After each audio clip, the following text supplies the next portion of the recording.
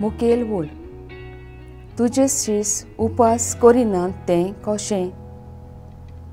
नियाळाक आदार उपास हें उतर आमी चडशें प्राचीन काळांत आयकतां. आमच्या घरांत समुदायांत तशेंच फिरगोजेंत आमकां आमी उपास करूंक जाय म्हूण सांगता. पूण आमचें आख्खें ध्यान मन फकत कुडीच्या उपासाचेर आसता. देवाक फकत होच उपास आवडटा काय? ना, उपास तरेकवार आसतात देखीक. आयज हांव मोबायल उणो वापरून घरांत आदार दितलीं वो म्हज्या शेजाऱ्यांक पिडेंत पडटल्यांक भेट दितलीं. हे प्राचीन काळांत हांव म्हज्या शेजाऱ्यांक म्हजे गाडयेंत घालून सदांच मिसाक व्हरूंक वावुरतलीं वो दुसऱ्यांची सदांच हांव तिकां करतां. हे प्राचीन काळांत दुसऱ्यांक शाबासकी दिवंक वावुरतलीं.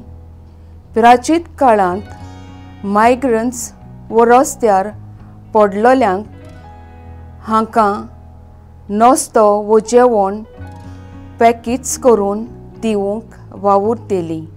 आदी आमचो उपास आमच्या फायद्या परस दुसऱ्यांक फायद्याक आसूंक जाय म्हूण आयचें पयलें वाचप आमकां सांगता.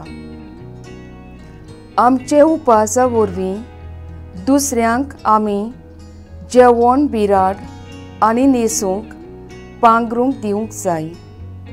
असले उपास दुसऱ्यांक दिसचे परस देवाक दिसप अदीक गरजेचें. आयचें शुभ वर्तमान आमकां कुशलकायेचो उपास करूंक उलो मारता. आमचो न्हवरो जेजू आमच्या सांगाताक सदांच आसतलो आनी हाकाच लागून आमी दुखांत आसूंक जायना. आमचो उपास न्हय फकत उणें जेवण वो कुडीचो जावचो न्हय, पूण वायट चिन्नां सोडून बरे सेवेचो. म्हजो थाराव म्हाकाच उणें करून दुसऱ्यांक बरें करूंक हे प्राचीन काळांत हांव वावुरतलें.